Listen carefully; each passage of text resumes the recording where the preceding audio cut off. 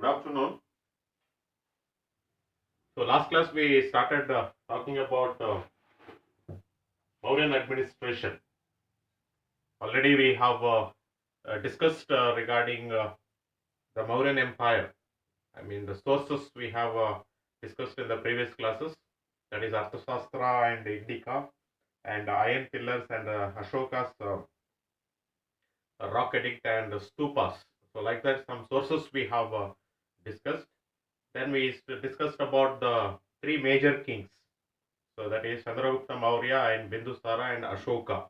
So three kings. So we have discussed. Then I started with the Mauryan administration.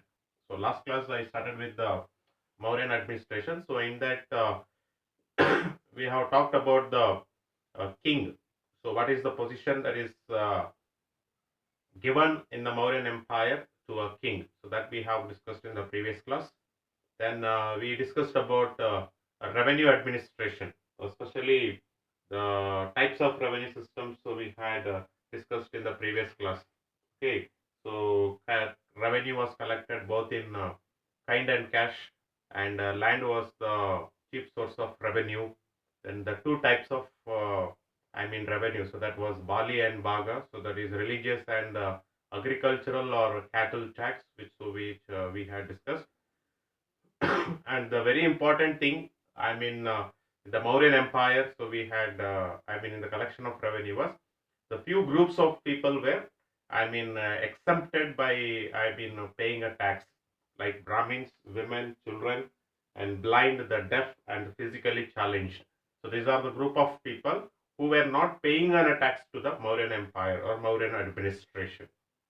Okay, so this is the thing so which we had discussed in the previous class, and we also talked about the central government. The king is assisted by the various types of ministers. Okay, so in that king is assisted by governor, governor is assisted by the council of ministers, and council of ministers are assisted by the various officers. And in that we had discussed about the three officers, that is Purohita and commander in chief. Senatipati, commander in chief, and Yuvaraja, that is heir apparent of an king's family. So these are the things so which we had discussed in the previous classes, so which we discussed. So today's class, so we will go with a few more the administration of Mauryan Empire, and very important the administration of the Mauryan Empire. So in that, if you see, the fourth important the system of administration was that is division of Mauryan Empire. Okay, so since Ashoka was ruling the entire India, okay, the entire India was under the control of Ashoka. So Ashoka had divided the Mauryan Empire into 5 provinces. Okay, the 5 provinces. He divided 5 provinces and he made a capital, and he started having an administration proper. For the purpose of administration. The reason why he divided is only for the purpose of the administration purpose. Okay, so like that, the Mauryan Empire was divided into 5 provinces. That is Northern Province, Western Province, Eastern Province, Southern and Central Province. Okay, so in the north, Takshila was the province, and in the west, Ujjain, and in eastern part, that is Kalinga, and southern part, Suvarnagiri, and central, that is Magadha. So here is the settlement of king in central province. That is Pataliputra was the capital of Mauryan Empire. Okay, where the king residence and the king's stay was here in the central province. Okay. So remaining all these provinces, so there was one governor. The governor was assisted by few, councils, and the council was having few officers, and few officers were help assisted by few members. Okay, so like this, the division of Mauryan Empire had taken up. Okay, the Ashoka had classified the Mauryan Empire into 5 different provinces, and this is very important. Okay, so this is very important. Okay, the 5 provinces, name of the 5 provinces, and with the, capitals. Okay, that's the one aspect, so which we are having it. Then further, if you see, these 5 provinces further subdivided into number of districts. Okay, it's almost like this province. The province is divided in district, and the district is divided into the village, and the village is classified into small units, number of villages. Okay, so like this, all 5 provinces were having one province's number of districts, and that number of districts were consisting of the villages. Almost like 12 to 20, 22 villages will be taken, and that will be made into one district. Okay, so like that, the Mauryan Empire also was subdivided into number of districts. Okay, then village was the smallest unit of administration. Okay, not only they considered the province and the districts, income or an the administration, to an Mauryan Empire, but even the village was kept in consider. Okay, so village was the unit of smallest unit of administration. One village was taken care by the kings, where there was one village administration is headed by the village, Gramika. Okay, from that particular village only the leader is elected by the people, and he will be assisted by the elders. Okay, here village Gramika, so will be there. He will be elected by the people of that particular village, and in order to help him in the functioning of village administration, he will be given few elders of the village to help him. Okay, so this is the systematic division of Mauryan Empire, only for the purpose of systematic administration. So which the Ashoka had kept it during the time of his rule. Okay, this is the one aspect, so which we are one type of administration which we are having it. The next one, if you see, that is fifth, the last administrative system, so that will be military administration. Okay, the military administration. So if you see, the king, okay, the king was the supreme commander. Okay, king was the supreme commander of the kingdom. All the major decisions, even though Senadipati, commander in chief, is there to lead the the soldiers, but the king was the supreme commander of the Mauryan Empire, military administration. Okay, and it's been said that the Mauryan Empire was having well organized army. Okay, so that is the reason so Mauryan Empire could rule the entire India. Okay, they had a well organized army. Okay, special features of military administration. If you see, you can see it here. I have written it here. So Mauryan army consists of almost 6 lakh infantry. Okay, the soldiers. Okay, 6 lakh. And if you see here, 30,000 cavalry. Okay, 30,000 cavalry. Okay, and 9,000 war elephants, and 1,000 chariots. Okay, 1,000 chariots, 6 lakh infantry, and 30,000 cavalry, and 9,000 war elephants, and 1,000 chariots were there in the military administration. Okay, of the Mauryans. And at the same time, separate groups called crops and fleets. Okay, they are the people, crops are the people, the subdivision of an army. Immediately, if they are required some, the replacement of the soldiers or replacement of, soldier of cavalry or infantry or war elephants, so these particular groups will be replaced. Additional. Okay, and the fleets are nothing but, almost the ships. Okay, naval ships. Okay, so they are the groups. So like that, additional soldiers and additional the naval ship soldiers also, they were kept separately. When there is a require or when there is an emergency, they used to transport whatever the required things for the required things needed for the soldiers. Okay, so this is the one aspect or one special features we are having in the military administration of Mauryans, so which we are having it. So these are the almost 5 the military administration of Mauryans. Okay, which we have discussed from the previous classes. That is, first one was the position of a king. and the second one was revenue administration, and third one the central government, and the fourth one division of empire, and the fifth one is military administration. So very important, the administration system we are having for the Mauryan Empire. So which you should know, especially you should know about the division of empire, military administration, and the revenue administration. So these are three 10 marks question. 10 marks, very important. Features of the very important administration. So which we are having for the Mauryans. Okay, so that's about the administration system of Mauryan Empire. So which we are having it.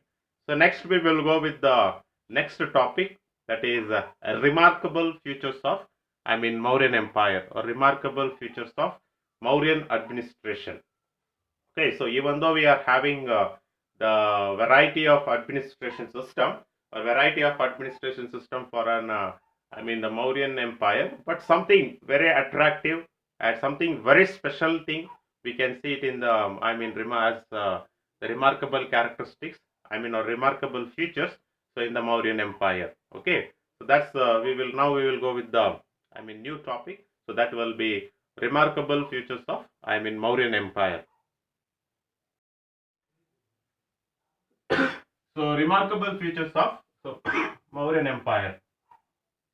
The first remarkable features, if you see, Mauryan Empire had war council. Okay, war council means it's like one separate group. Okay, it's one separate group. So which will be given to all these provinces. Okay, separate group. Okay, it's a separate group.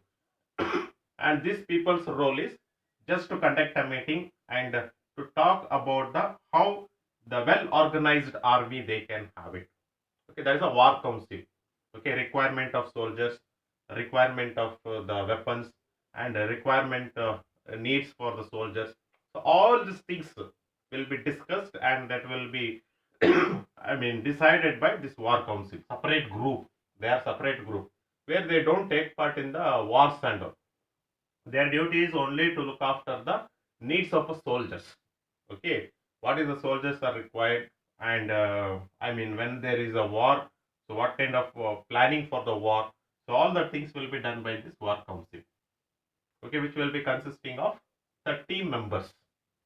Okay, in the war council, every war council to all the provinces, there will be 30 members consisting. And the 30 will be divided into 5 groups. 5 members into 6 groups. That is subdivided into 6 subdivisions. Okay, 30 will be divided into, 5 will be made as one group, and that consisting of 6. Okay, so each war council will be having 30 members, which will be further divided into 5 different groups, and 5 different members will make 6 groups. So that is one of the remarkable features of Mauryan administration we are having it. Okay, which was practiced in all of these provinces. Then the second one is Mauryan Empire were having a census department. Okay, census department. The first the empire to have a census department. Census department means so which will record the birth and the death of the people. So today we are having it. Okay, the birth certificate, death certificate. When a person is born, birth certificate is given. When a person is a person death takes place, he will be given a death record. Okay, so that will be done by a census department. So Mauryan Empire also, the King Ashoka had kept a census department to take how many birth takes place in a year and how many death takes place in a year. So complete the record has to be maintained by this census department. Okay, so which is there even today. And from here, from the Mauryan Empire was the first empire to practice this particular system. Okay, so that is the reason it's called as a remarkable features of a Mauryan Empire. Okay, so which was practiced, census department, which was recording the birth and the death of the people in a year. Okay, that's the one aspect. Second remarkable feature, so which we are having it. And the third one, if you see, or third remarkable features, if you see, so that will be, that is recording the levying of taxes and maintenance of law and order. Okay, so since Mauryan administration was functioning under Arthashastra, so they were even recording the taxes. And once if the tax is levied or once the tax is given, so that it was having a fixed duration of 1 year. Okay, if you see other dynasties and all, so now and then there will be a variation like 3 months, 4 months. So like that there will be a variation. But here in the Mauryan administration, once if the tax was levied on the people, so that was there for continuously for 1 year. And any law and order also, which was introduced by the Mauryan administration or Mauryan king, so that was also permanent. Okay, so this recording of the levying of taxes and maintenance of the law and order, since they were having Arthashastra. Okay, the entire Mauryan administration was run under a set of rules and regulation that was Arthashastra. Based on that book, keeping that books, the set of law, the Mauryan administration was run. So that is the reason. So your levying of taxes and maintaining of a law and order also was recorded. Okay, what are the laws are introduced? What are the taxes being collected? It can be barley or baga or land sources, whatever it may be. So all the taxes were collected by the people, were recorded by the officers. So that is the one aspect which we are having, one characteristic. And the last one we are having, so that is Mauryan Empire also had constructed hospitals. Okay, no kingdom you can see. Okay, only in Mauryan Empire you can see the hospitals for the human being, that is men and women separate, and even for the animals. Okay, animals also the separate. These are the two hospitals which were constructed by the Mauryan Empire. And the important characteristics is here, treatment was free. Okay, so no people were charged. Okay, no people were charged for the hospital fee. Okay, so this is the 4 remarkable features of Mauryan administration, so which we are having it. Okay, the 4 remarkable the features. So that's about the Mauryan administration and remarkable features of Mauryan Empire. So here we end the Mauryan administration system. So we are ending it. So next class, the last topic, so we are going to talk. So that will be about, Ashoka, 40 years, after Kalinga, he turned into a follower of Buddhism. So when he followed the Buddhism religion, so he started a concept called Ashoka Dhamma. Okay, one particular concept as a Buddhist follower. So that topic we will discuss in the next class. That is Ashoka Dhamma or Ashoka's Dhamma. Okay, one small topic, and we will go with the last topic, that will be decline of Mauryan Empire. So how Mauryan Empire declined. So that also we are going to see it in the next class. So by the 2 topics discussion, we will end this particular lesson. So that is Mauryan Empire. So the administration and the remarkable features are very important. So please just go through it once again. So next class, so we will see with the Ashoka's Dhamma and the decline of Mauryan Empire. Okay, so that's about the administration and the remarkable features. Thank you.